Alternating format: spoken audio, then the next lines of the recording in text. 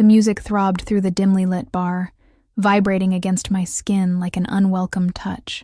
Sweat clung to the back of my neck as I navigated through the crowd, balancing a tray of empty glasses that clinked with every careful step.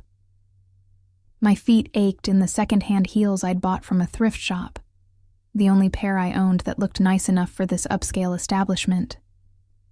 "Table 7 needs another round," Marco barked as I approached the bar, not bothering to look up from the drinks he was mixing. I nodded, though he wouldn't see it, and placed the tray down with a soft thud. The smell of alcohol and expensive cologne mingled in the air, making my head swim slightly. 6 more hours until my shift ended. 6 more hours of forced smiles and dodging, wandering hands. "You're new here." The voice cut through the noise like a blade, low and smooth. I turned to find myself staring at a man behind the bar, not Marco, who had disappeared somewhere into the back. This bartender was younger, maybe early 30s, with dark hair swept back from a face that belonged on magazine covers. His sleeves were rolled up to reveal forearms corded with lean muscle. But it was his eyes that caught me, dark as midnight, and fixed on mine with an intensity that made my breath catch. "Started last week," I managed, trying to sound professional despite the flutter in my chest. Still learning the ropes. His lips curved into a smile that didn't quite reach those eyes. "You're doing fine." He began mixing drinks with practiced precision, movements fluid and confident. "Name?" "Ellie," I said, watching his hands work. "Ellie Mason." "Ellie," he repeated, as if testing how my name felt on his tongue. He didn't offer his in return. I should have walked away, should have checked on my tables, but something held me there, watching him work. Maybe it was the way the other staff seemed to give him a wide berth, or how the security guards by the door straightened when he glanced their way. "Your tables are waiting," he said finally, placing the last drink on my tray. Our fingers brushed, and a jolt of electricity shot up my arm. His skin was warm, his touch lingering a second too long. I mumbled a thank you and hurried away, feeling his eyes burning into my back. The night dragged on, a blur of drink orders and forced laughter.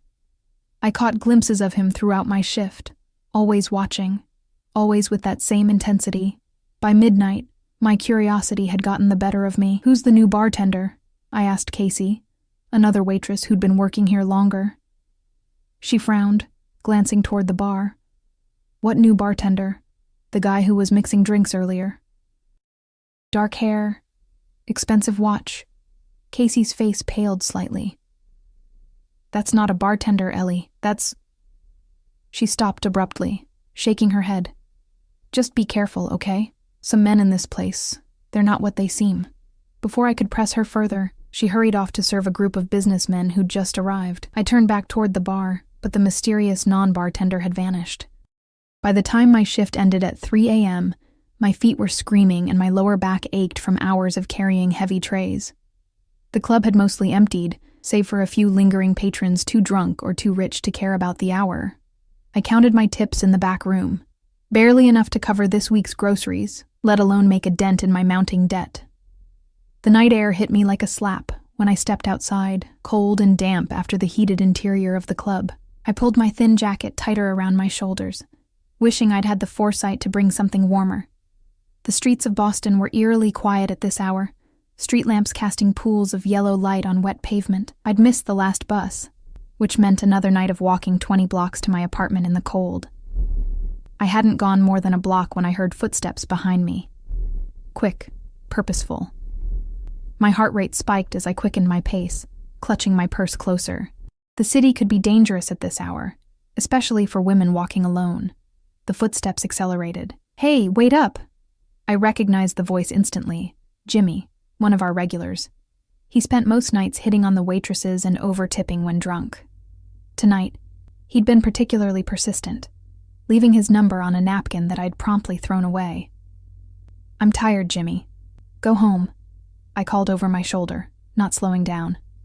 "Come on, just one drink. I know a place that's still open." His words slurred together, and I could smell the whiskey on his breath even from several feet away.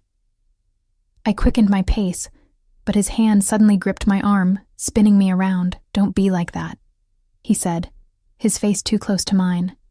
"I've been watching you all night. Let go." I said firmly, trying to pull away. I'm not interested. His grip tightened painfully. Playing hard to get, huh? I like that. Fear curdled in my stomach. The street was deserted. No one to hear if I screamed.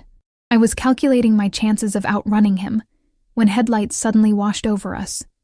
A sleek black car pulling alongside the curb with a soft purr of expensive engineering. The rear door swung open, and a voice spoke from within the shadows of the vehicle. Is there a problem here? The same voice from earlier, the bartender who wasn't a bartender.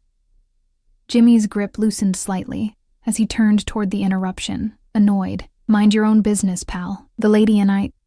Get in the car, Ellie. It wasn't a suggestion. It was a command, spoken with such quiet authority that I found myself moving toward the open door before I'd made a conscious decision to do so. Hey, Jimmy protested, reaching for me again. What happened next occurred so quickly I barely registered it. A large figure emerged from the front passenger seat, a broad-shouldered man with a buzz cut who moved with silent efficiency. Jimmy was suddenly on his knees, gasping, though I hadn't seen the bodyguard strike him. Get in, the voice from the car repeated, softer this time. I hesitated at the open door, peering into the dimly lit interior. The mysterious man from the bar sat inside, his features half hidden in shadow. Common sense screamed at me to run, that getting into strange cars with unknown men was exactly how women ended up on missing persons posters. I can just call a cab, I offered weakly. It's 3 a.m. in a rough neighborhood and you're being followed by a drunk who won't take no for an answer, he replied evenly. I'm offering you a safe ride home. Behind me, Jimmy was still on the ground, the bodyguard standing over him with a warning hand on his shoulder. Rain began to fall, fat drops that quickly soaked through my thin jacket. Hesitantly, I slid into the car's leather interior, the door closing behind me with a soft, expensive thunk. The interior smelled of leather and some subtle cologne, sandalwood maybe, with hints of amber. The man sat across from me, his features now visible in the dim lighting. He was even more handsome up close, with high cheekbones and a strong jaw dusted with perfect stubble. He wore a simple black suit that probably cost more than 3 months of my rent. Thank you, I said awkwardly as the car pulled away from the curb. But I could have handled it. His lips quirked in what might have been amusement. I'm sure you could have, Ellie Mason.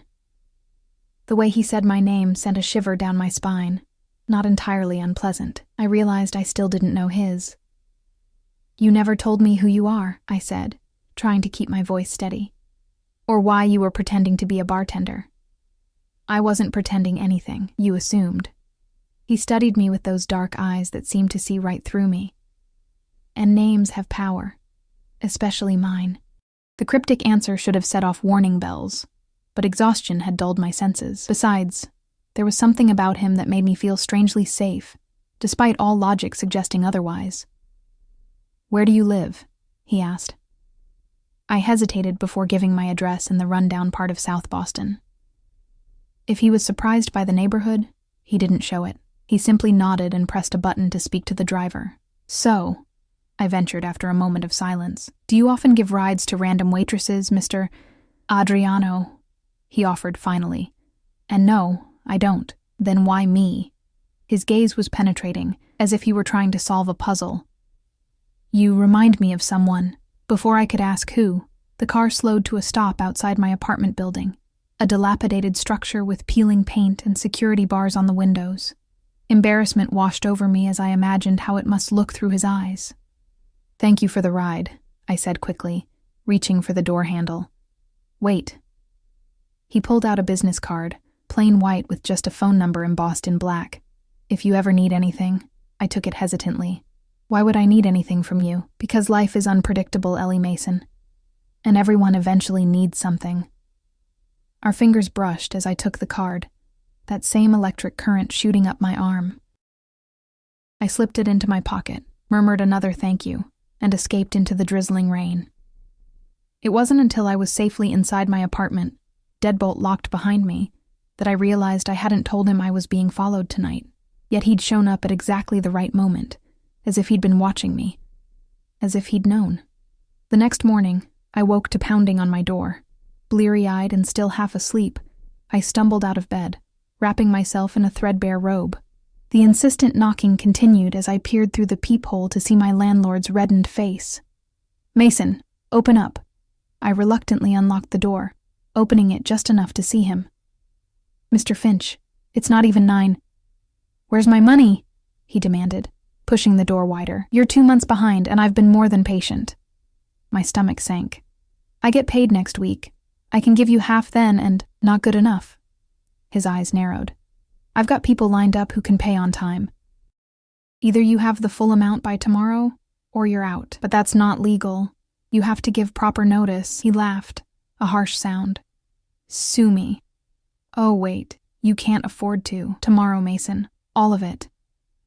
The door slammed behind him, leaving me standing in the middle of my tiny apartment, panic rising in my throat. $6,000 by tomorrow.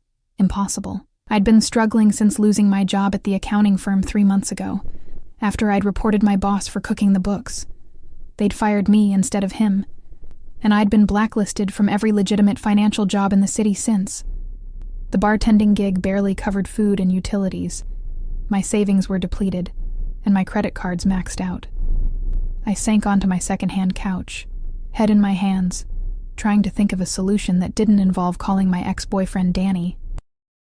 He'd help, for a price I wasn't willing to pay. My fingers brushed against something in my robe pocket, the business card from last night. I pulled it out, staring at the elegant number. "Everyone eventually needs something," Adriano had said. But calling would mean owing him, and men like him, men who rode in cars with bodyguards and commanded rooms without speaking, didn't offer help without expecting something in return. Still, I had no other options. With trembling fingers, I picked up my phone and dialed. The phone rang 3 times before someone answered. "Yes?" A deep voice, not Adriano's. I hesitated, suddenly feeling foolish. I'm calling for Adriano. He gave me this number last night." A brief silence. "Your name?" "Ellie Mason." Another pause, the sound of muffled voices. Then Adriano was on the line, his voice sending an involuntary shiver down my spine. "Ellie." That was quick. I swallowed hard, pride warring with desperation. I wouldn't call if I had other options, I know. Something in his tone suggested he knew exactly why I was calling. "Tell me what you need." When I explained about the eviction, he was silent for so long I thought the call had dropped. $6,000, he finally said, voice neutral. "I can pay it back," I hurried to add. "I just need time to find a better job. I have a degree in finance, but..." "I know who you are, Ellie Mason, 27 years old. Bachelor's in financial analysis from Northeastern. Fired from Donovan and Associates after reporting irregularities in their client accounts. Blacklisted by half the firms in Boston." My blood ran cold. "How do you..." "I make it my business to know things," he interrupted smoothly. "Especially about people who interest me." "And why would I interest you?" I asked, trying to keep my voice steady despite the alarm bells ringing in my head. "As I said last night, you remind me of someone." He paused. "The money will be delivered this afternoon. You'll have a job interview on Monday at 10 a.m. Wear something professional." "Wait," I said quickly. "What's the catch? What do you want in return?" His soft chuckle sent goosebumps across my skin. "Let's just say you'll owe me a favor. Nothing illegal. Nothing that compromises your values. Just a favor. To be determined later." "That's very vague." "It's the best offer you'll get today, Ellie." He was right, and we both knew it. "Fine. But I'm paying back every cent. I wouldn't expect anything less." His tone softened slightly. "Stay home today. Don't open the door for anyone except my courier. He'll identify himself as Antonio." Before I could ask why, he'd ended the call. True to his word, at precisely 2 p.m., there was a knock at my door. Through the peephole, I saw a stern-faced man in a dark suit holding a manila envelope. "Antonio," he said simply when I cracked the door open. "Mr. Russo sends this with his compliments." Russo. So that was Adriano's last name.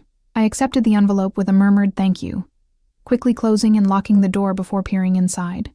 Stacks of $100 bills, neatly bundled, $6,000 exactly. Beneath the money was a business card for Blackstone Financial Group, with an address in the financial district and Monday's date and time written on the back. Dread and relief battled within me. I'd solved my immediate problem, but potentially created a much bigger one. What kind of man carried, or could summon on short notice, thousands in cash? What kind of favor would he eventually demand? And most importantly, who was Adriano Russo, really? I spent the weekend alternating between anxiety and desperate internet searches. There was surprisingly little about any Adriano Russo in Boston. A few mentions at charity events, a blurry photo from a hospital fundraiser 5 years ago, but nothing substantial. It was as if he deliberately maintained a low profile, despite what was clearly significant wealth and influence. Monday morning arrived with gray skies and a persistent drizzle that matched my mood. I'd laid out my only suit, a charcoal gray pantsuit I'd bought for job interviews after graduation, now slightly too loose after months of skimping on meals to save money. My makeup was carefully applied to look professional, but not too dramatic, and I'd twisted my dark blonde hair into a neat chignon. Blackstone Financial Group occupied the top 3 floors of a gleaming skyscraper downtown. The lobby alone screamed money. Marble floors, modern art installations, security guards who looked more like Secret Service agents than rent-a-cops. Ellie Mason for a 10 a.m. interview, I told the receptionist, trying to project confidence I didn't feel. She smiled warmly. Yes, Ms. Mason. You're expected on the 42nd floor. Gerald will escort you. A security guard materialized at my elbow, leading me to a private elevator that required a keycard to operate. As we ascended, my stomach churned with nerves. Was this legitimate? Or some elaborate game Adriano was playing? What kind of financial group operated with cash deliveries and private security? The elevator opened directly into a reception area decorated in tasteful grays and blues. A different receptionist, this one a polished man in his 40s, greeted me. Ms. Mason, Mr. Bennett is ready for you. I was led through a series of corridors to a corner office with floor-to-ceiling windows, offering a spectacular view of Boston Harbor. Behind an imposing desk sat a silver-haired man who rose as I entered. Ms. Mason, Charles Bennett, CEO of Blackstone's private client division. Please, sit. The interview proceeded normally enough. Questions about my experience, my strengths and weaknesses, why I left my previous position. I answered carefully, sticking to the truth while avoiding mentioning Adriano or my suspicions about this too convenient opportunity. Your references from Northeastern are excellent, Bennett remarked, and your technical skills are precisely what we're looking for. But I must address the elephant in the room, Donovan and Associates. I tensed. What about them? You accused Julian Donovan of fraudulent accounting practices, correct? I reported inconsistencies in their books. I replied carefully. The next day, I was terminated for performance issues that had never been mentioned before. Bennett nodded slowly. And since then, you've been unable to secure employment in your field. It wasn't a question, but I answered anyway. Yes. Loyalty is important at Blackstone, Ms. Mason. So is integrity. Sometimes those values conflict. He studied me intently. If you witnessed similar irregularities here, what would you do? The question felt like a test. I'd follow proper reporting channels, documenting everything thoroughly. If the issue wasn't addressed appropriately, I'd be forced to consider external options. I won't participate in fraud, Mr. Bennett, even passively. A slow smile spread across his face. That's exactly what I hoped you'd say. The position is yours, if you want it. Junior Financial Analyst, Private Client Division. $80,000 to start. Full benefits. Performance review at 6 months. My jaw nearly dropped. The salary was almost double what I'd made at Donovan. Thank you, I managed. When would you like me to start? Tomorrow, 8 a.m. sharp. He stood, extending his hand. Welcome to Blackstone, Ms. Mason. I floated through the rest of the day in a daze, stopping at a department store to buy 2 new suits I could barely afford, even with my imminent salary. By evening, I'd paid my landlord, his eyes widening at the stack of cash, cleaned my apartment, and was celebrating with a cheap bottle of wine when my phone rang. A number I didn't recognize. Hello? Congratulations on the new position. Adriano's voice, smooth as silk. I nearly dropped my glass. How did you... Never mind. I suppose I should thank you. No need. You earned it on your own merits, but you arranged it, I countered. Why? What do you get out of this? Perhaps I just enjoy helping talented people overcome unfair obstacles. I snorted. And perhaps I'm secretly a duchess. Everyone wants something, Adriano. His soft laugh warmed me more than the wine had. Smart girl. Have dinner with me tomorrow night. I'll send a car at 8. It wasn't a question, and I found myself agreeing before I'd fully considered what I was doing. After hanging up, I stared at my phone in disbelief. What was I thinking? Agreeing to dinner with a man who was clearly involved in something illegal. A man who could deliver thousands in cash within hours, who knew details about my life I'd never shared, who commanded respect with just his presence. A man who made my pulse race just by saying my name. The next day was a blur of paperwork, orientations, and introductions. Blackstone was every bit as prestigious as it appeared, with legitimate clients and seemingly above-board operations. By the end of the day, my concerns had somewhat eased, though questions about Adriano's connection to the firm lingered. At precisely 8 p.m., a text message alerted me that my ride had arrived. The same sleek black car waited outside, the same silent driver holding the door. This time the car was empty, but a small box sat on the leather seat. Inside was a delicate silver bracelet with a single charm, a key. A card beneath it read, "To New Beginnings. A." The car took me to an exclusive restaurant on the waterfront, the kind with no visible signage and no prices on the menu. The maitre d' greeted me by name, escorting me through the dimly lit space to a private room in the back. Adriano rose as I entered, looking devastatingly handsome in a tailored charcoal suit that emphasized his broad shoulders and lean physique. Ellie. He took my hand, pressing his lips to my knuckles in an old-world gesture that should have seemed affected but somehow wasn't. You look lovely. I was acutely aware of my department store suit and the simple bracelet that was probably the most expensive piece of jewelry I'd ever worn. Thank you for the gift. It's beautiful, but you're uncomfortable accepting it, he finished, pulling out my chair. It's just a bracelet, Ellie, not a collar. The choice of words sent a strange thrill through me. Still, it seems excessive for a man I barely know. His dark eyes glittered in the candlelight. Then let's remedy that. Over dinner. Exquisite courses paired with wines I couldn't pronounce. Adriano told me about growing up in North Boston, the son of Italian immigrants. He spoke of his father's small import business, his mother's legendary Sunday dinners, his own scholarship to Harvard Business School. Nothing that explained his obvious wealth and power. Nothing about his current business ventures. When I tried to steer the conversation in that direction, he expertly deflected. Enough about me, he said, topping off my wine glass. Tell me more about the job. Is it what you hoped for? I described my first day, the people I'd met, the projects I'd been assigned. It's legitimate, I concluded, watching him carefully. A real position with real responsibilities. Did you expect otherwise? I don't know what to expect from you, Adriano. You appear in my life like some fairy godfather. Solve my problems with a wave of your hand, and ask for nothing concrete in return. People don't do that without ulterior motives. He leaned forward, his gaze intense. What if my motive is simply you, Ellie? Then you're either lying or crazy, I replied bluntly. Men like you don't pursue women like me without reason. Men like me? One eyebrow arched. And what kind of man am I exactly? I hesitated, then decided honesty was my best approach. Powerful, dangerous, connected, the kind who solves problems with cash deliveries and has drivers who double as bodyguards.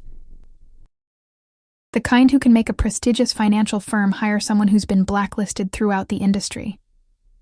A smile played at his lips. And yet you're here, having dinner with this dangerous man. Curiosity, I said, and gratitude. You did help me, whatever your reasons. Perhaps I just saw something in you worth saving. The intensity in his gaze made my cheeks flush. I changed the subject, asking about the restaurant, the wine, anything to break the tension building between us. He allowed it, though his knowing smile suggested he was well aware of my discomfort. By the time dessert arrived, a decadent chocolate creation I was too full to do justice, I'd had enough wine to lower my guard slightly. When Adriano asked about my family, I found myself telling him about growing up in a small town outside Providence, my father's early death, my mother's struggle with depression that eventually led to her suicide during my sophomore year of college. "I'm sorry," he said, and the genuine compassion in his voice nearly undid me. "That explains a lot about you." "What does it explain?" "Your resilience, your determination to stand on your own." His fingers brushed mine across the table. "Your reluctance to trust." Something in his touch, combined with the wine and the emotional conversation, made me bold. "Who do you remind me of, Adriano? You said I reminded you of someone. Who?" A shadow crossed his face. "My sister, Sophia. She had your same spirit, your determination." I caught the past tense. "What happened to her?" "She died." His voice was flat. "Car accident 12 years ago." "I'm sorry." I echoed his earlier sentiment, turning my hand to squeeze his. "How old was she?" 22. Just finished college." His eyes met mine, filled with an emotion I couldn't name. "She would have been about your age now." The revelation hung between us, a possible explanation for his interest that was both innocent and somehow disappointing. Before I could respond, his phone vibrated. He checked it, his expression hardening. "I apologize, but something requires my attention." He stood, buttoning his jacket. "The car will take you home. Is everything okay? Nothing for you to worry about." He came around the table, bending to kiss my cheek. His lips lingered near my ear as he whispered, "Sweet dreams, Ellie Mason." Then he was gone, leaving me with a strange emptiness I couldn't explain. The driver appeared moments later to escort me to the car. As we pulled away from the restaurant, I caught a glimpse of Adriano in the parking lot, surrounded by 3 men in dark suits, his face a mask of cold fury that transformed him into someone I didn't recognize. For the first time, I felt a flicker of real fear about what I'd gotten myself into, and with whom. The next few weeks settled into a strange new rhythm. By day, I was Ellie Mason, junior financial analyst at Blackstone, earning a respectable salary and gradually rebuilding my professional reputation. By night, I found myself increasingly drawn into Adriano's orbit. He called or texted almost daily, though sometimes days would pass with no contact. He sent flowers to my apartment, books he thought I'd enjoy, a cashmere sweater when the weather turned cold.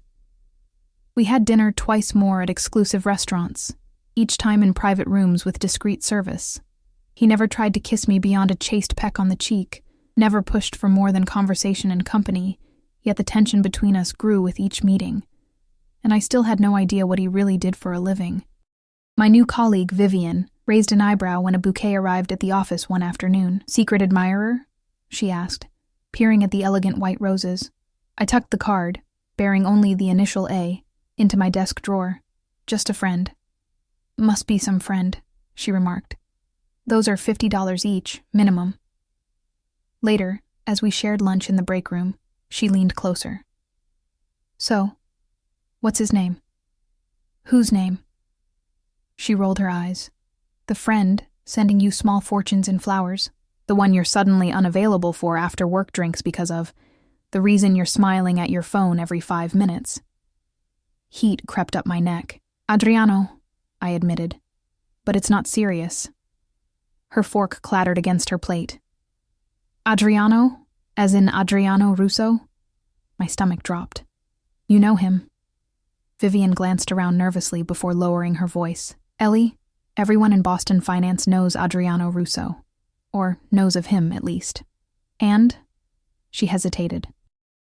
"Let's just say he's not someone you casually date. His family has connections. Old money. Old power. Old ways of handling problems." "What kind of connections?" I pressed, though I was beginning to suspect the answer. "The kind that made my Italian grandmother cross herself whenever their name was mentioned," she said grimly. "Look, I'm not saying the rumors are true, but if even half of them are, be careful, okay?" I nodded, my appetite gone. That night, I finally did what I should have done weeks ago. I searched for Russo family Boston instead of just Adriano's name. The results were disturbing. Articles about suspected racketeering in the 1980s, a 1990s trial where 3 family associates were convicted while the patriarch, Antonio Russo, walked free. More recent pieces speculating about the family's legitimate businesses, real estate, import and export, financial consulting, serving as fronts for less savory enterprises. And there, in a 5-year-old article about the changing face of organized crime in Boston, was Adriano, described as the Harvard-educated heir apparent to the Russo Empire, who has ostensibly legitimized much of the family business while maintaining their iron grip on certain sectors of Boston's underground economy. My phone buzzed with a text from him. "Dinner tomorrow? There's someone I'd like you to meet." I stared at the message, my finger hovering over the reply button. The smart move would be to end this now, before I got any deeper. To tell him thank you for the job and the help, but that I wasn't comfortable with the relationship. Instead, I found myself typing, "What time?" The next evening, the now familiar car arrived at my apartment. This time, Adriano was inside, looking devastating in a black suit with a dark blue tie that matched his eyes. "You look troubled," he said as I settled across from him. I dressed carefully in a simple black dress, another recent purchase I couldn't really afford but felt necessary for these outings. "Just tired. Long day at work." His eyes narrowed slightly, but he didn't press. "I thought we'd have dinner at my home tonight. Is that acceptable?" Home, not a restaurant. The shift felt significant. "Who am I meeting?" "My father." The 2 words sent a chill down my spine. Antonio Russo, the patriarch, the man who'd allegedly built an empire through means I didn't want to contemplate. "Why?" I asked, unable to keep the apprehension from my voice. Adriano's hand found mine, his thumb tracing circles on my palm. "Because you're important to me, and he's important to me. It's just dinner, Ellie." But we both knew it wasn't just anything. Meeting his father meant this, whatever this was, had progressed to something more serious. Something with implications I wasn't sure I was ready to face. The car wound through the city and into the affluent suburbs, eventually turning onto a private road that led to an imposing stone mansion set back behind ornate iron gates. Security cameras tracked our progress up the long driveway, and I glimpsed men patrolling the grounds with what looked suspiciously like concealed weapons. "Home sweet home?" I asked, trying to mask my nervousness with humor. Adriano's lips quirked.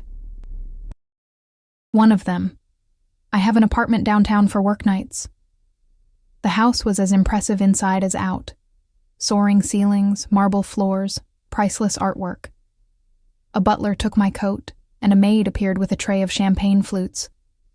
Adriano guided me through the grand foyer with a hand at the small of my back, the warmth of his touch both reassuring and unsettling. We entered a formal living room where an elderly man sat in a leather wingback chair. Despite his age, he had to be in his late 70s, Antonio Russo exuded strength and authority. His silver hair was impeccably styled, his suit custom-tailored to his still-fit frame. He rose as we entered, dark eyes, so like his son's, assessing me with calculated interest. "So, this is the girl," he said, his accent more pronounced than Adriano's. "Come closer. Let me look at you." I stepped forward, fighting the urge to curtsy or bow. His scrutiny was palpable as he circled me slowly. "Beautiful," he pronounced finally. "Smart, too, from what my son tells me. And brave, to stand up to those thieves at Donovan." "Thank you, sir," I managed, unsure how else to respond. He waved a hand. "Call me Antonio. We don't stand on ceremony in this family." His emphasis on the word family sent a tremor through me. "Sit, both of you. Dinner will be served shortly." We settled onto an antique sofa. Adriano's arm draped casually across the back, his fingers just brushing my shoulder. The touch felt possessive, as did the way his father watched us. "Adriano tells me you're an orphan," Antonio said bluntly. "Father," Adriano warned, his body tensing beside me. "It's fine," I assured him before turning to Antonio. "Yes, my parents are both deceased. My father when I was young, my mother in college." Antonio nodded sympathetically.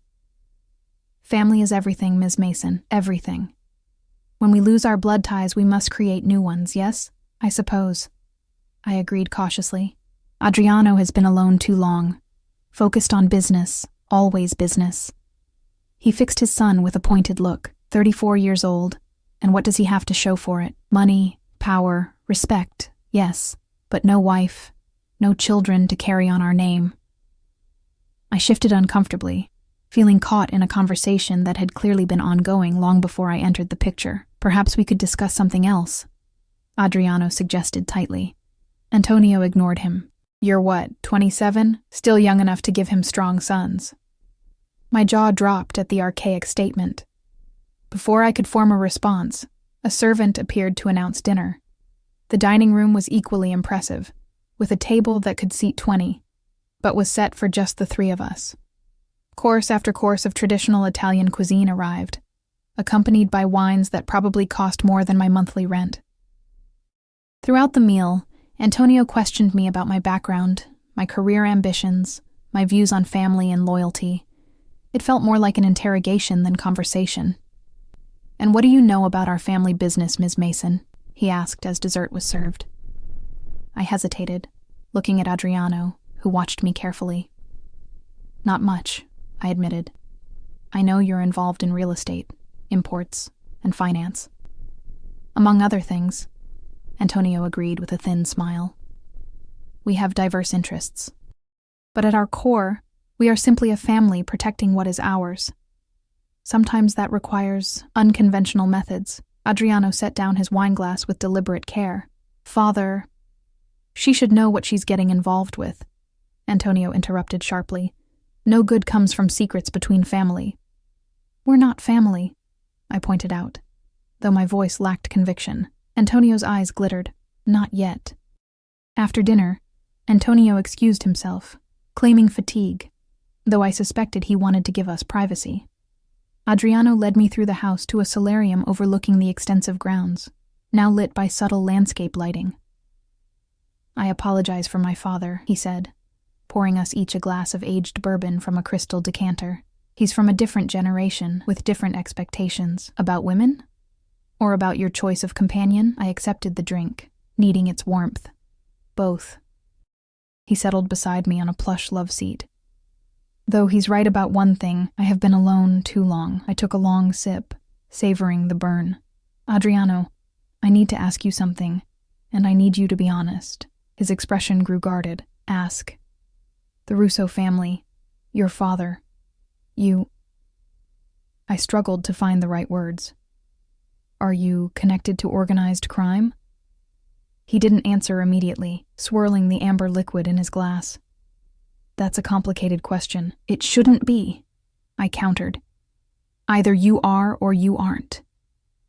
My grandfather came to this country with nothing, he began slowly. He built something, a network, a business, a family, by whatever means necessary in a time and place that offered few legitimate opportunities to Italian immigrants. My father expanded that empire, walking the line between the old ways and the new, and I... He paused, meeting my eyes. I've worked to legitimize what can be legitimized, to modernize what can be modernized. That's not an answer.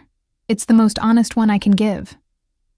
He set his glass down, turning to face me fully. My family has power in this city, Ellie.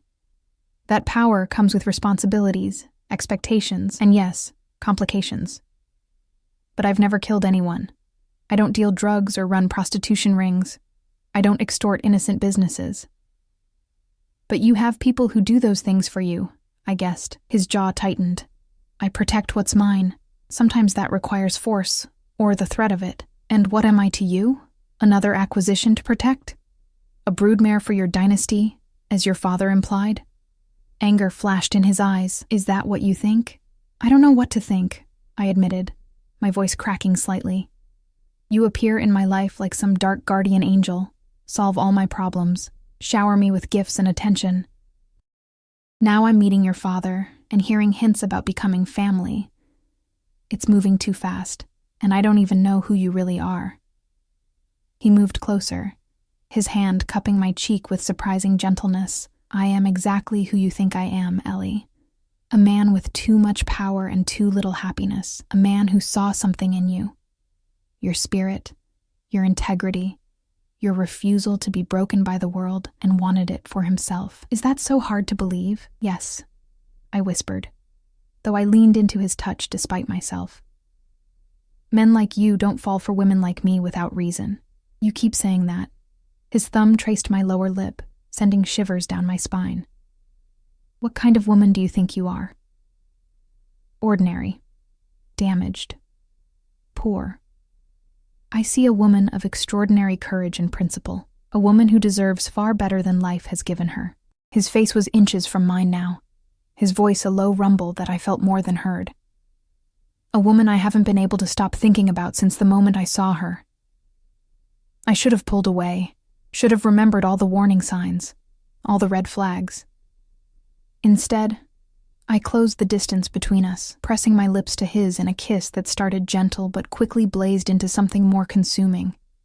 His hands tangled in my hair as he deepened the kiss, drawing a soft moan from my throat. Mine found their way inside his jacket, feeling the solid warmth of him through his shirt. There was nothing tentative in the way he kissed. It was possessive, demanding, yet somehow still asking permission with every touch. When we finally broke apart, both breathing heavily, his eyes had darkened with desire. "Stay with me tonight," he murmured against my lips. Reality came crashing back. I pressed a hand against his chest, creating space between us. I can't. It's too much. Too fast.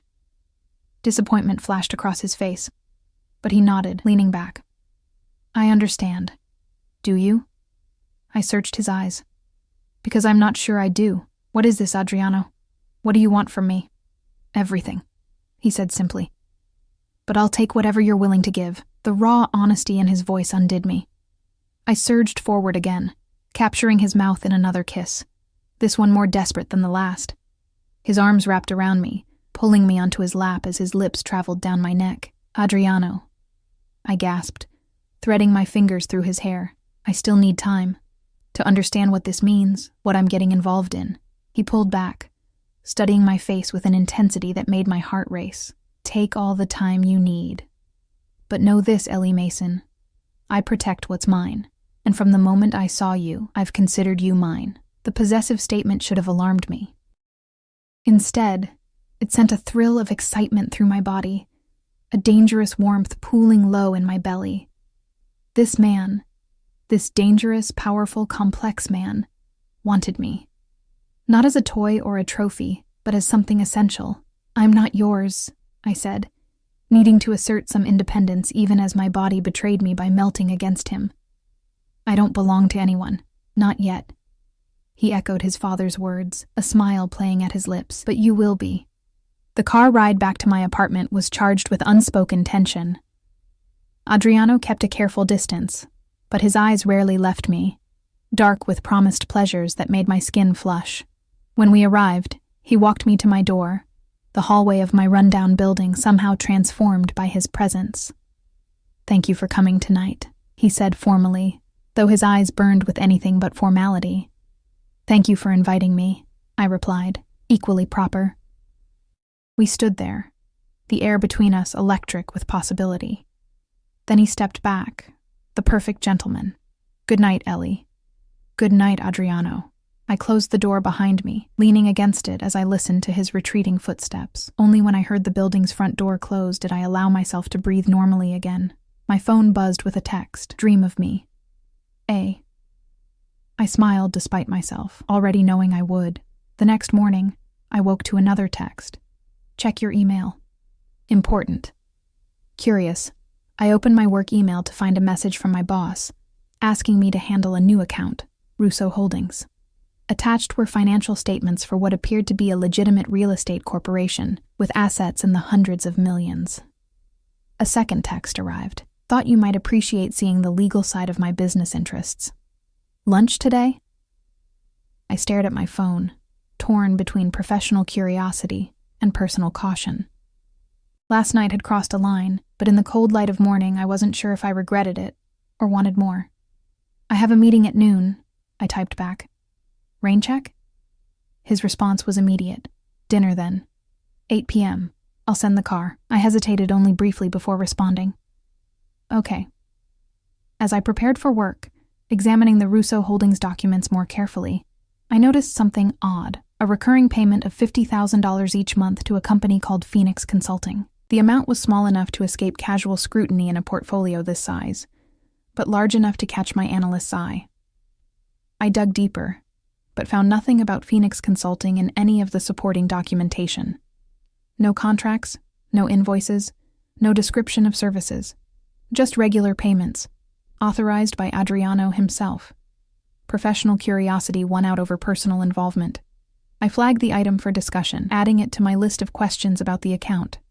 By the time I left the office that evening, my nerves were frayed from a day spent analyzing Adriano's business empire. Most of it appeared legitimate: high-end real estate developments, import businesses specializing in Italian wines and luxury goods, investment portfolios diversified across multiple sectors. But there were other elements that raised red flags: cash-intensive businesses like nightclubs and restaurants with suspiciously high profit margins, consulting fees to vaguely named companies, real estate holdings in areas known for criminal activity. I was so lost in thought that I almost missed the black sedan parked across from my building. Not Adriano's usual car, but similar. As I approached my entrance, the car door opened, and a man stepped out. Not Adriano, but someone vaguely familiar. "Ms. Mason," he called, crossing the street toward me. "Got a minute?" Recognition clicked. Jimmy, the drunk from the club who had accosted me the night I met Adriano. Only he didn't look drunk now. He looked frighteningly sober and purposeful. I froze, keys clutched in my hand like a makeshift weapon. "What do you want?" Jimmy smiled, a cold expression that didn't reach his eyes. "Just a friendly conversation, Ms. Mason. I don't think we have anything to discuss." I edged toward my building entrance. "Oh, but we do." He moved to block my path, maintaining a carefully non-threatening distance. "Specifically, your new boyfriend." My pulse quickened. "I don't know what you're talking about. Adriano Russo." He pronounced the name with careful emphasis. "Boston's most eligible bachelor, and most dangerous crime boss." I kept my expression neutral despite the cold dread spreading through me. "I really need to go." "You have no idea what you're getting into," Jimmy continued, his tone almost conversational. "The Russos aren't just wealthy businessmen. They're killers, extortionists, loan sharks, and you are?" I interrupted, finding courage in anger. He reached into his jacket, producing a badge. "Detective James Moretti, Boston Police Department, Organized Crime Division." The revelation hit me like a physical blow. Not a drunk harassing a waitress that night, but an undercover cop. And Adriano had known exactly who he was. "I'm investigating the Russo family," he continued, replacing his badge. "Have been for years, and now you've landed right in the middle of their world." "I'm not in the middle of anything," I insisted. "I barely know Adriano," Moretti's eyebrow arched skeptically. "Meeting the family patriarch for dinner? That's more than barely knowing in their world. That's being vetted for marriage." My cheeks flushed. "You're having me followed?" "We've had the Russos under surveillance for months," he corrected. "You just happened to enter the picture, but now that you're here, maybe you can help us." "Help you how, exactly?" He took a step closer, lowering his voice. "You have access to Adriano, to his home, potentially to his business records. We need someone on the inside." "You're asking me to spy on him?" I asked incredulously. "Are you insane? Even if I wanted to, which I don't, do you have any idea what would happen if he found out? We can protect you." I laughed, a sharp, bitter sound. "Like you protected the other witnesses against the Russos, the ones who mysteriously disappeared or changed their testimony?" Moretti's expression hardened. "You've already looked into their history, so you know what they're capable of. Is that really the world you want to be part of? The kind of man you want to be with?" The question hit too close to my own doubts. "I need to go," I repeated, pushing past him toward my door. "Think about it," he called after me. "For your own sake. You've been given a second chance at a legitimate career. Don't throw it away for a man who will either get you killed or turn you into an accessory to his crimes." I slammed the door behind me, hands shaking as I engaged the deadbolt. My apartment suddenly felt small and exposed. If the police were watching me, who else might be? Was Adriano having me followed too? The thought sent a chill down my spine. I paced my small living room, mind racing. I should cancel dinner. Should cut ties completely. Maybe even leave Boston. Start over somewhere new. But where would I go? How would I survive? And most troubling, why did the thought of never seeing Adriano again hurt more than it should? My phone buzzed with a text. Car will arrive in 30 minutes. Looking forward to seeing you. A. I stared at the screen, paralyzed with indecision. Then, almost mechanically, I moved to the bathroom to shower and prepare, as if my body had made the decision my mind couldn't. 29 minutes later, I was waiting outside my building, dressed in a simple blue dress that brought out my eyes. I'd left my hair loose the way Adriano seemed to prefer it, applied minimal makeup, and wore only the bracelet he'd given me as jewelry. The car arrived exactly on time. Adriano himself stepping out to greet me instead of sending a driver. He looked devastatingly handsome in dark jeans and a crisp white shirt, more casual than I'd ever seen him. "You're stunning," he said, eyes appreciative as they swept over me. "You're not using a driver tonight?" I asked, noticing the absence of his usual security. I thought we could use some privacy. He opened the passenger door of a sleek sports car, a Ferrari, I guessed, though I knew little about luxury vehicles. Just the two of us tonight. No staff, no security, no family. The intimacy of the arrangement both thrilled and alarmed me. As I slid into the buttery leather seat, I couldn't help wondering if Detective Moretti was watching from somewhere nearby, noting the license plate, tracking our movements. Adriano drove with the same controlled confidence he brought to everything, handling the powerful car with effortless precision as we wound through the city streets and onto a coastal highway. The sun was setting over the ocean, painting the sky in dramatic oranges and purples. "Where are we going?" I finally asked, breaking the comfortable silence. "My place by the sea," he replied, reaching over to take my hand. "I thought we could use a change of scenery, more privacy to talk." Talk. The word hung between us, pregnant with implication. There was so much we needed to discuss, so many questions I needed answered. But now that the moment was here, I found myself hesitating, unsure where to begin. We drove for another 20 minutes before turning onto a private road that curved along a rocky section of coastline. At the end stood a modern glass and stone house perched dramatically on a cliff overlooking the Atlantic. Unlike the family mansion, there were no visible security measures, no patrolling guards, just breathtaking architecture blending seamlessly with the natural landscape. "This is yours?" I asked, as he parked in a 3-car garage already housing 2 other luxury vehicles. "One of my personal properties," he confirmed, "not connected to the family business." The distinction seemed important to him.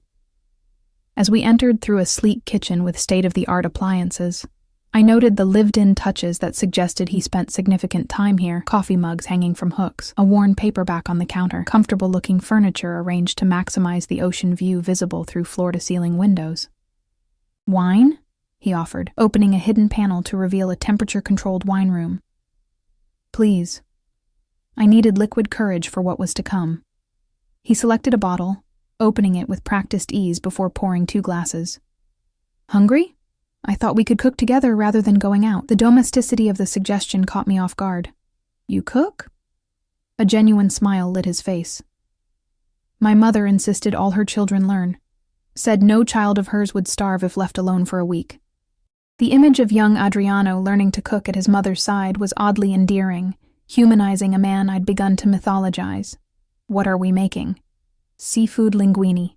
Simple but elegant." He handed me a glass before leading me to a massive kitchen island. "You can chop herbs while I deal with the shellfish." For the next half hour, we worked side by side in companionable silence, the rhythm of cooking creating a false sense of normalcy. I found myself relaxing despite my earlier fears, seduced by the intimacy of shared tasks and the second glass of wine Adriano poured when my first emptied. As we sat down to eat at a table positioned to capture the moonlight now dancing across the water, I finally gathered my courage.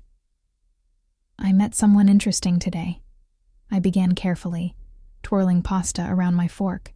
Adriano's eyes sharpened, though his tone remained casual. "Oh?" "Detective James Moretti. He seems to think we know each other." The fork in Adriano's hand stilled momentarily before he resumed eating. Jimmy's been trying to build a case against my family for years. The casual confirmation of what I'd feared made my stomach clench. So it's true, then. Everything he said about you, about your family. Adriano set down his utensils, giving me his full attention. What exactly did he say? I met his gaze directly. That you're not just a businessman. That you're a crime boss. That your family is involved in extortion, money laundering, maybe even murder. And you believe him? His voice was soft, dangerous. I don't know what to believe anymore. I pushed my plate away, appetite gone. All I know is that I've been thrust into something I don't fully understand, caught between a man who makes me feel things I shouldn't, and warnings that he's dangerous. So I need the truth, Adriano. All of it. He studied me for a long moment, his expression unreadable. Then he rose, extending his hand. Come with me. I hesitated before placing my hand in his, allowing him to lead me through the house to a book-lined study. He released me to open a hidden safe behind a painting, a cliché that might have made me smile under different circumstances. From within, he removed a thick folder, which he placed on the desk between us. My family has operated in Boston for 3 generations, he began, his voice steady. Yes, much of that operation was outside the law. My grandfather smuggled alcohol during Prohibition. My father expanded into protection rackets, gambling, loan sharking, traditional organized crime activities. He opened the folder, revealing photographs, documents, newspaper clippings spanning decades. When I took over 10 years ago, I began legitimizing our enterprises. Real estate, import, export, financial services, all genuine businesses now, though some were built with money that wasn't originally clean. And the not-so-legitimate aspects? I pressed. His jaw tightened. We still protect what's ours. We still have arrangements with certain businesses in certain neighborhoods. We still solve problems that can't be solved through conventional channels. Have you killed people? The blunt question hung in the air between us. Adriano didn't flinch. I've given orders that resulted in deaths. Yes, always of people who threatened my family, my business, or those under my protection. His eyes held mine, unflinching. I don't apologize for it. I should have been repulsed, should have walked out immediately. Instead, I found myself asking, and Detective Moretti, is he a threat? He's ambitious, but ultimately harmless. He's been trying to build a RICO case against us for years, but lacks sufficient evidence. A cold smile curved his lips. We make sure of that. By intimidating witnesses? Bribing officials? By being careful, he corrected. And yes, sometimes by ensuring potential problems disappear. The casual admission sent a chill through me. Why are you telling me all this? Aren't you afraid I'll go straight to Moretti with this conversation? No. His certainty was absolute. Because you understand loyalty, Ellie. You understand that sometimes the law and justice aren't the same thing, and because you feel what's between us as strongly as I do. He moved around the desk, closing the distance between us. Moretti approached you because he thinks you're my weakness. Perhaps you are. But you're also my strength, because you see me, all of me. And you're still here. His hand cupped my cheek, thumb brushing across my lower lip. Tell me I'm wrong. I should have pulled away, should have denied the magnetic pull between us, should have remembered who and what he was. Instead, I surged forward, capturing his mouth in a desperate kiss that held all my confusion, all my fear, and all my undeniable desire. He responded instantly, arms wrapping around me as he backed me against the bookshelf, his body pressing into mine with delicious pressure. Tell me to stop, he murmured against my neck, hands sliding down to grip my hips.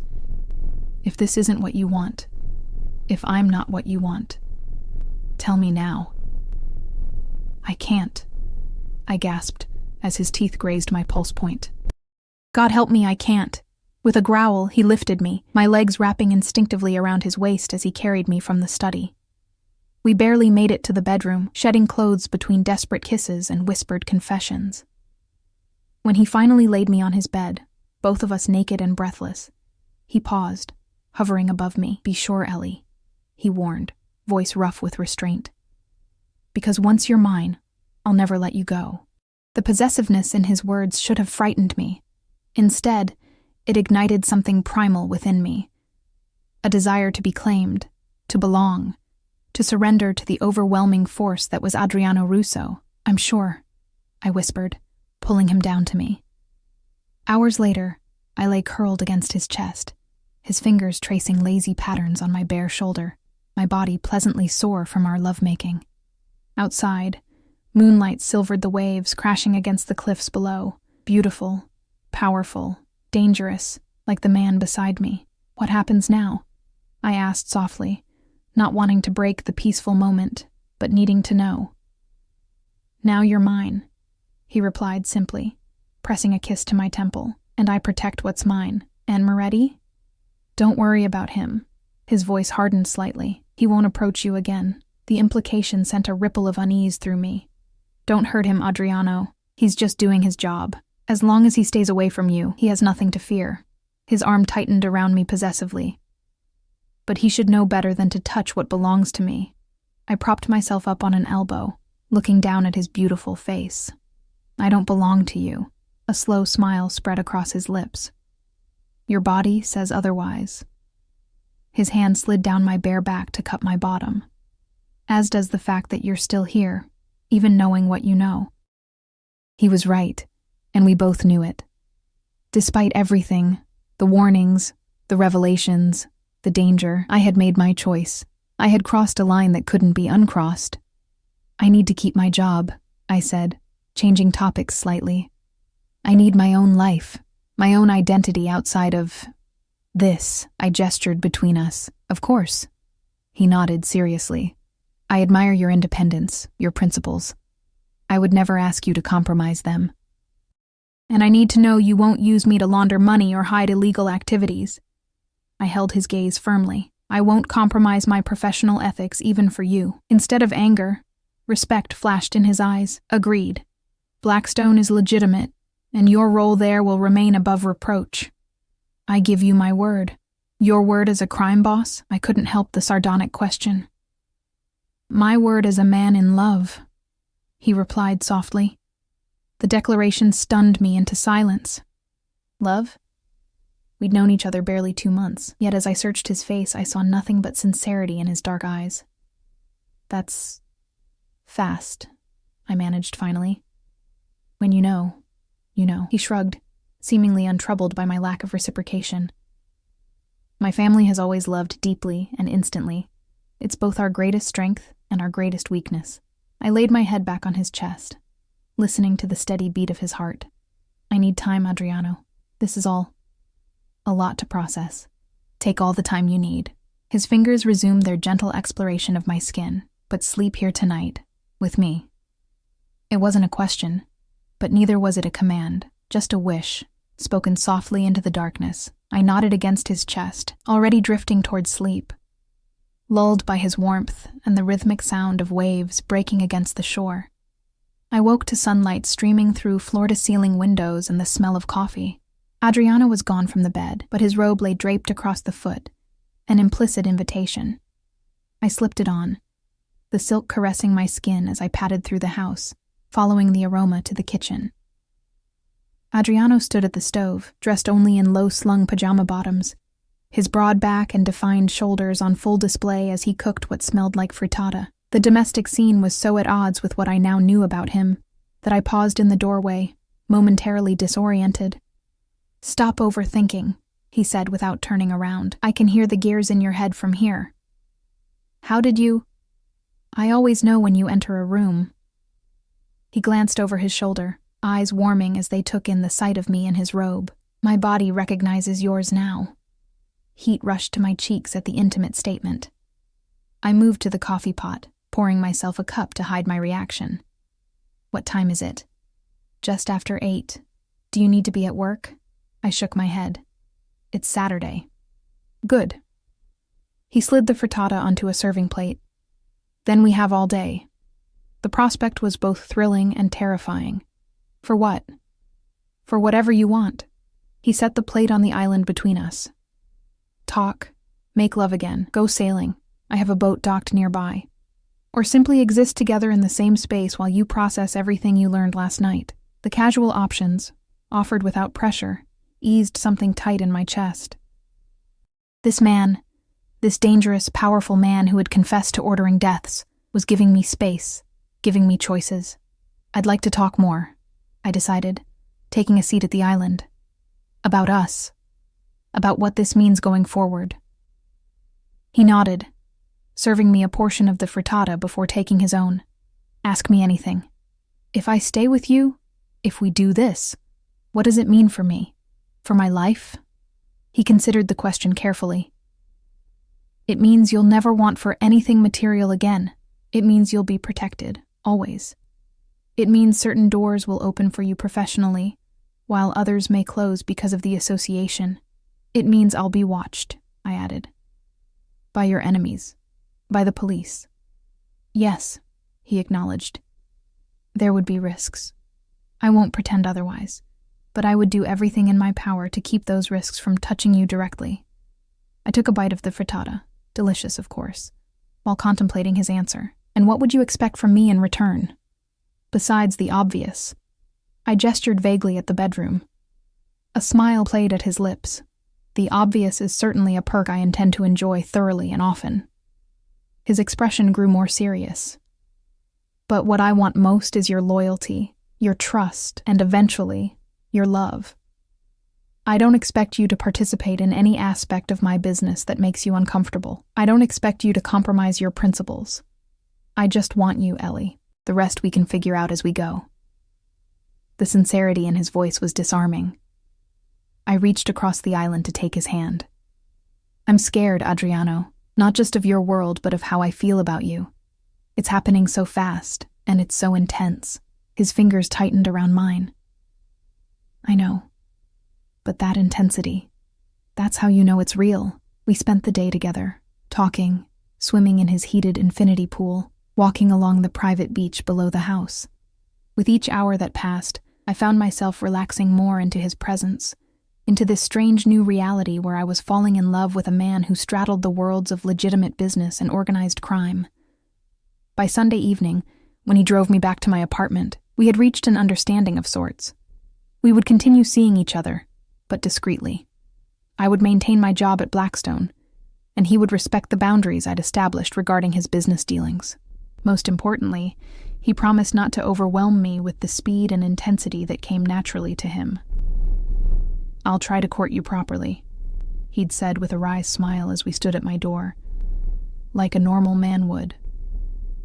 You could never be normal, I'd replied, rising on tiptoes to kiss him goodbye. For the next 2 weeks, he kept his word. Flowers arrived at my apartment, not my office. We had dinner at out-of-the-way restaurants where we wouldn't be recognized. He called or texted daily but didn't smother me with constant attention. By all appearances, we were a normal couple in the early stages of dating, except for the armed driver who now picked me up and dropped me off at work each day. Except for the subtle security detail I occasionally glimpsed following me when I went shopping or met friends for coffee. Except for the way other people reacted when they saw us together, the nervous deference, the averted eyes, the hushed whispers. I was adapting to this new normal when Detective Moretti appeared again, waiting outside my building one evening as I returned from grocery shopping. Ms. Mason, he greeted me, falling into step beside me. We need to talk. I kept walking, heart pounding. I have nothing to say to you. Maybe not, but I have something to say to you. His voice was urgent. You're in danger. That made me pause. From who? From the company you're keeping. He glanced around nervously. Look, I know you've gotten involved with Russo. I know it's probably too late to talk you out of it. But you should know what happened to the last woman he got serious about. A cold feeling settled in my stomach. What are you talking about? Her name was Sofia Conti. 5 years ago, she was dating Adriano. Things got serious. Family dinners, weekend trips, the whole routine. Then she disappeared. Police reports said she left town suddenly, but nobody's heard from her since. Sofia. The name of his sister, who died 12 years ago. You're lying. Am I? Moretti produced a photograph from his jacket. A beautiful young woman with dark hair and olive skin, smiling at the camera. "This is Sophia. Look familiar?" I stared at the photo, confusion washing over me. The woman did look vaguely familiar, similar to me in coloring and build, though with darker features, similar to how Adriano had described his sister. "He told you she was his sister, didn't he?" Moretti pressed, seeing my reaction. "That's his pattern, Ellie. He finds women who remind him of Sophia, women he can control, women who need his help. Then when they get too close, when they learn too much, they vanish." "That's ridiculous," I said. But my voice lacked conviction. If that were true, why hasn't he been arrested? Because he's careful. Because he has half the city in his pocket. Because no bodies have ever been found. Moretti's eyes were pleading now. "I'm not asking you to wear a wire or testify against him. I'm just asking you to save yourself before it's too late." I pushed past him toward my building entrance. "Leave me alone. Just ask him," Moretti called after me. "Ask him about Sophia Conti. Watch his reaction. And if you ever need help, if you ever feel unsafe, call me." He pressed a card into my hand. "Day or night?" I slammed the door behind me, leaning against it as I tried to steady my breathing. My hands trembled as I set down my groceries and pulled out my phone. No messages from Adriano. He was in New York for business, not expected back until tomorrow. I stared at our last text exchange. Casual, affectionate, normal. Had it all been a lie? A sick game he played with vulnerable women who resembled a dead lover he'd renamed as his sister? I should call him. Demand answers. But what if Moretti was right? What if confronting Adriano put me in danger? I spent a restless night, alternating between absolute certainty that Moretti was lying to feed his obsession with bringing down the Russos, and gnawing doubt that made me question everything Adriano had told me. By morning, I was exhausted, eyes gritty from lack of sleep, mind foggy with confusion. I called in sick to work, something I'd never done before. Then I made a decision. I would search for the truth myself. Online records were my specialty, after all. If Sophia Conti had existed, if she had disappeared under suspicious circumstances, there would be a trail somewhere. I spent the morning hunched over my laptop, digging through news archives, public records, and social media. What I found was disturbing.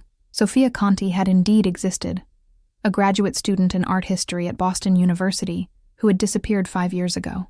The police report listed her as a voluntary missing person, with a note that she'd left a message for her roommate saying she was leaving town suddenly for personal reasons. The case had been closed after minimal investigation. More troubling were the photos I found on an archived social media account. Sophia with friends at a gallery opening, Sophia on a boat, laughing at the camera. And one photo that made my blood run cold. Sophia at a charity gala, standing beside a younger Adriano, his arm draped possessively around her waist. Not his sister, his girlfriend. A girlfriend who looked disturbingly like me and who had vanished without a trace. I was still staring at the photo when my phone rang. Adriano. I let it go to voicemail, too shaken to speak to him. He texted immediately afterward. "Back early from NY, coming to see you tonight. Miss you. A." Panic gripped me. I wasn't ready to face him, wasn't ready to confront what I'd learned. I needed time to think, to plan, to decide what to do. I texted back. "Not feeling well. Took sick day. Can we rain check?" His response was immediate. "What's wrong? I'll bring soup and medicine. Be there in an hour." The thought of him in my apartment, where I couldn't escape, where evidence of my research was scattered across my laptop, terrified me. I typed quickly. "No, just need to sleep. Call you tomorrow." 3 dots appeared as he typed, disappeared, then appeared again. Finally, "Something's wrong. Tell me." I stared at the screen, heart pounding. He knew me too well already. I tried for normalcy. "Just a bad cold. Don't want to get you sick before your big meeting tomorrow." A long pause. Then, "Ellie, you've never lied to me before. Don't start now. What's happened?" My fingers hovered over the keyboard. Should I confront him? Ask about Sophia Conti? Demand explanations for the lies? Before I could decide, a knock sounded at my door. I froze. eyes darting to the security chain I'd thankfully engaged. Through the peephole, I saw Antonio, Adriano's courier. "Ms. Mason," he called through the door. "Mr. Russo sent me to check on you." "I'm fine," I called back, voice higher than normal. "Just sleeping. Please tell him I'll call tomorrow." A pause. "He'd like to speak with you directly, Ms. Mason." "He's concerned." My phone buzzed with another text. "Let Antonio in. Please. The control, the surveillance, the pressure. Suddenly it all felt suffocating. I'll call Adriano later," I insisted. "I need to rest now." More shuffling in the hallway, then Antonio's voice again, lower this time as he spoke into what I assumed was a phone. I couldn't make out the words. My own phone rang again. Adriano. This time I answered. "What's going on?" His voice was tense. "Why won't you let Antonio in?" "Because I don't want visitors right now," I said, striving for firmness despite my racing heart. "I told you I'm sick. You're lying." His tone was flat, certain. "Something's happened. Someone's spoken to you." The accuracy of his guess sent a chill down my spine. "Why would you think that?" "Because you've never shut me out before." A pause. "Was it Moretti? What did he tell you?" The direct question caught me off guard. "How did you—" "My security detail saw him approach you last night. They didn't intervene because you seemed to be handling it." His voice hardened. "What lies did he feed you, Ellie?" "Were they lies?" I countered, finding courage in anger. "He showed me a picture of Sofia Conti. Said she was your girlfriend, not your sister. Said she disappeared after getting too close to you." Silence. Then, very quietly, "Let me in, Ellie. Not Antonio. Me." "I'm downstairs." My heart lurched. "You're here? How?" "I flew back the moment you started acting strange. I've been watching your building, hoping you'd come out so we could talk somewhere neutral. But since you won't—" He sighed. "Please, let me explain in person. If you don't like what I have to say, I'll leave and never bother you again." I hesitated, weighing my options. If I refused, would he force his way in? If I agreed, was I putting myself in danger? But if he'd wanted to hurt me, he'd had plenty of opportunities already. "Fine," I said finally. "Come up." Minutes later, another knock at my door. Through the peephole, I saw Adriano. Hair slightly disheveled, eyes shadowed with what looked like genuine concern. I unbolted the door but left the chain engaged, opening it just enough to see him clearly. "Take your security and go home, Adriano. I'll talk to you alone, or not at all." He hesitated, then nodded, pulling out his phone to issue brief instructions. After a moment, he put the phone away. "They're gone. It's just me now." I closed the door to remove the chain, then reopened it fully, standing aside to let him enter. He stepped inside cautiously, as if entering a minefield. I noticed he wore casual clothes, jeans and a sweater, rather than his usual suit, and carried nothing but his phone. "You look terrible," he said softly, taking in my appearance. Unwashed hair, pale face, eyes red from crying and lack of sleep. "Yes. Well, finding out your boyfriend might be a murderer will do that to a girl." The words came out sharper than intended. He flinched, actual pain flashing across his features. "Can we sit, please?" I gestured toward the couch, taking the armchair across from it, maintaining distance between us. He sat forward, elbows on his knees, hands clasped. "Sofia Conti was my girlfriend 5 years ago," he began without preamble. "We met at a gallery opening. She was beautiful, passionate about art, completely unimpressed by my money or my name. I fell hard and fast." I remained silent, watching his face carefully. "She did resemble my sister somewhat. Same coloring, similar features. Maybe that attracted me initially, I don't know. But she wasn't a replacement for Sofia Russo. She was her own person, and I loved her for herself." "What happened to her?" I asked, voice barely above a whisper. Pain clouded his eyes. "She discovered things about my business, things I hadn't told her. She found documents in my office one night when I was out. When I came home, she confronted me, threatened to go to the police." My breath caught. And I begged her not to. Told her I loved her, that I was working to legitimize everything, that she just needed to give me time. His voice roughened with emotion. She agreed to think about it, said she needed a few days. The next morning, she was gone, left a note saying she couldn't live with what she knew, that she was leaving Boston and starting over somewhere new. Did you kill her? The blunt question hung in the air between us. No. His eyes met mine, unwavering. I loved her. I would never hurt her. Then where is she? I pressed. If she just left town, why has no one heard from her in 5 years? He looked down at his hands. Because I made it that way. What does that mean? It means I gave her what she asked for. A new life, far away from me and my world. He sighed heavily. She contacted me a week after she left. Said she was terrified, that she couldn't just disappear, that people would look for her. So I arranged things. New identity, new documentation, enough money to start over somewhere I wouldn't know about, so I could truthfully say I had no idea where she was. You expect me to believe that? I asked incredulously. That you just let her go, helped her vanish. After she threatened to expose you, I loved her. He repeated simply. And yes, I let her go, because sometimes if you truly love someone, you do what's best for them, even if it destroys you. The raw pain in his voice seemed genuine. But then, he'd be an expert at manipulation, wouldn't he? Prove it, I challenged. His eyebrow arched. How? Show me she's alive, that she's out there somewhere, living her new life. He shook his head. I can't. I told you. I arranged everything so that I wouldn't know her location or new identity. It was safer that way for both of us. Convenient, I muttered.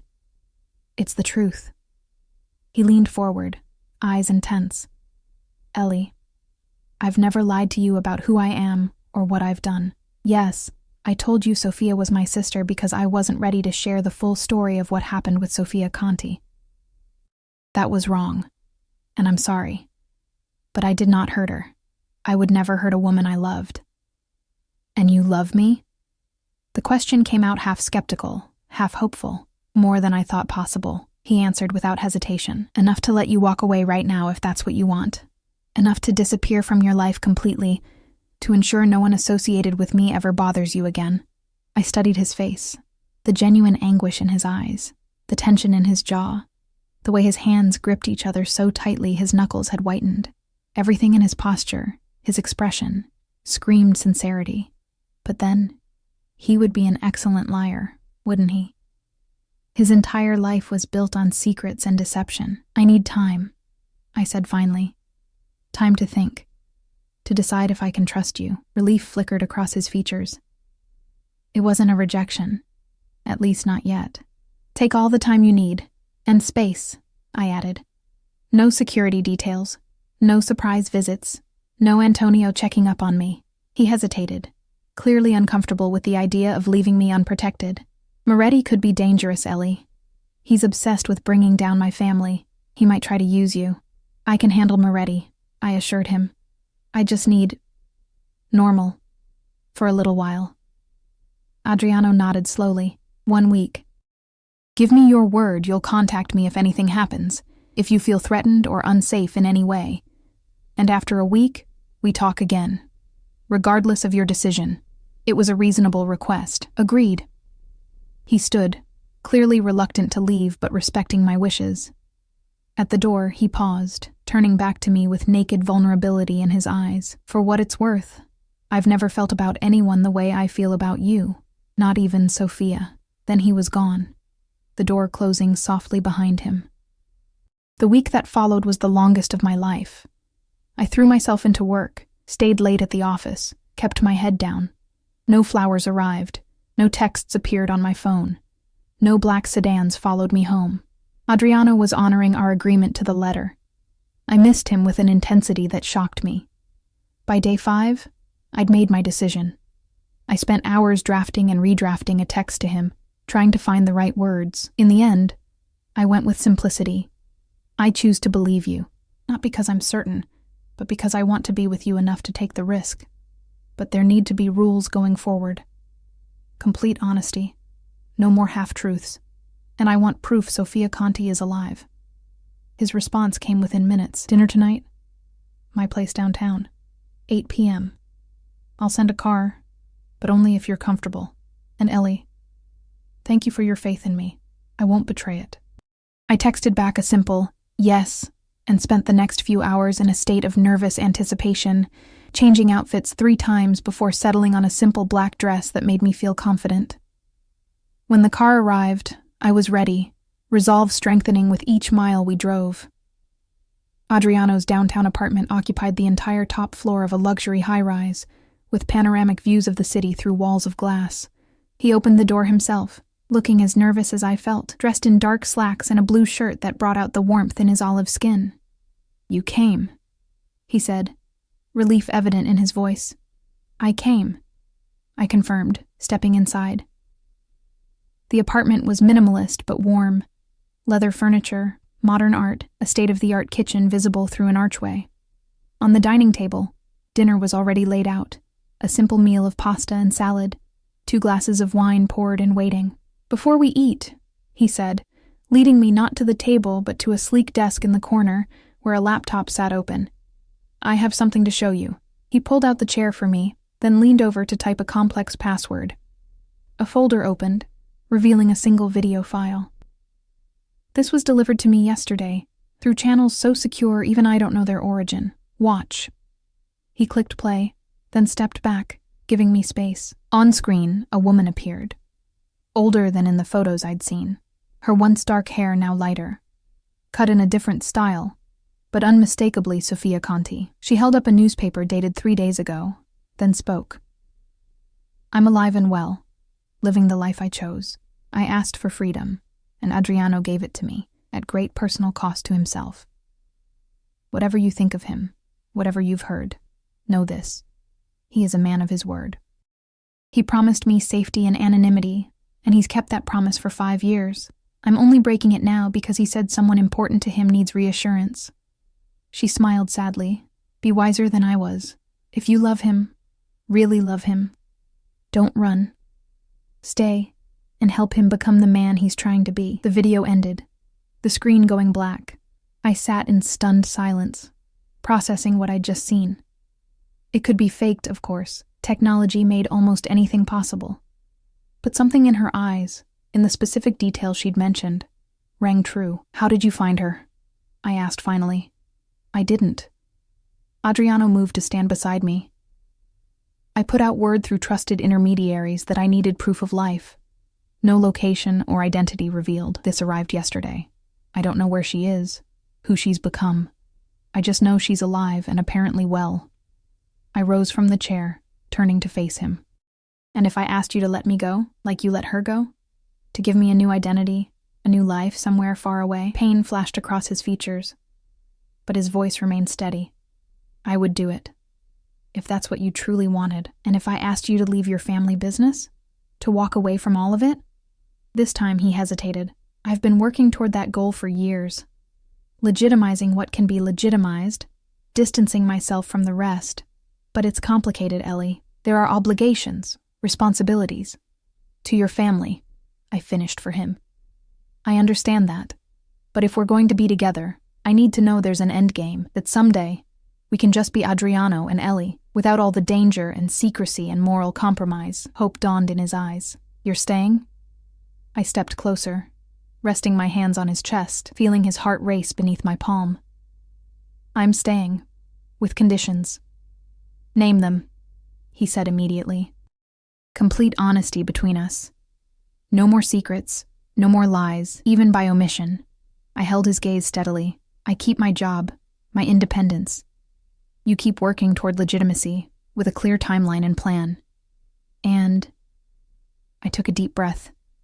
"If we have children someday, they never become involved in anything illegal. Ever." His hands came up to frame my face, thumbs stroking my cheekbones. "Children?"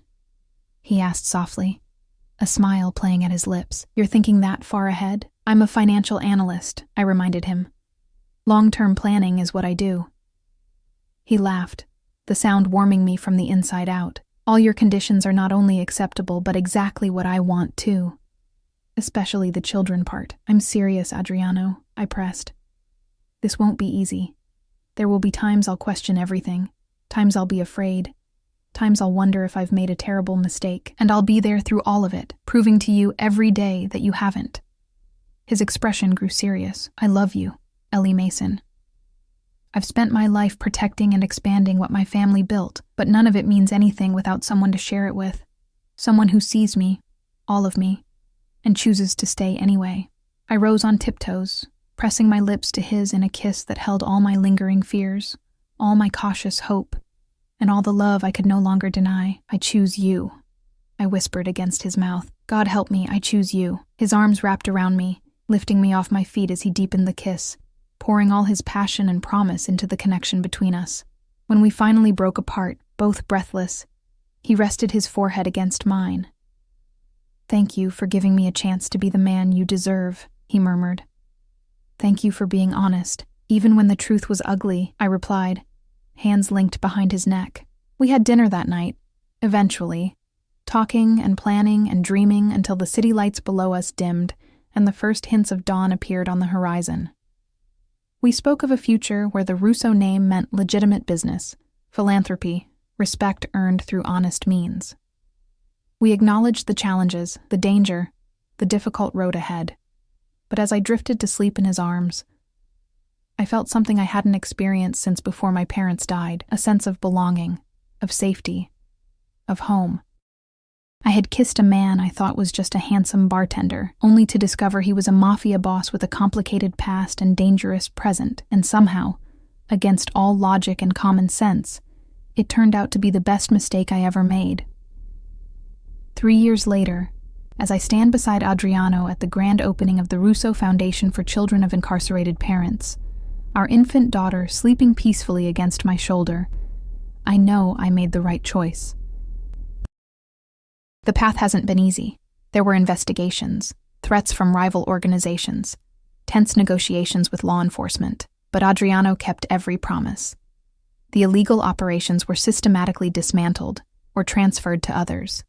The legitimate businesses flourished under his leadership and my financial guidance. We built something new together, something we can be proud of, something we can pass on to our daughter without shame. And sometimes, late at night, I think of Sofia Conti, living her new life somewhere far away. I hope she's happy. I hope she's found peace. But mostly, I'm selfishly grateful she ran, that she wasn't strong enough to stay and fight for the man she loved, because her loss became my gain. And I have no intention of ever letting go. "What are you thinking about?" Adriano asks, his arm sliding around my waist as the photographers finish taking pictures of the foundation's official opening. I lean into him, our daughter stirring slightly between us. About how sometimes the wrong kiss leads to exactly the right life. His smile, still capable of making my heart race after all this time, lights up his face. "I've never made a better mistake than letting you think I was just a bartender. And I've never made a better mistake than believing you," I reply, rising on tiptoes to kiss the man who transformed from a dangerous stranger into the center of my world, my protector, my partner, my home.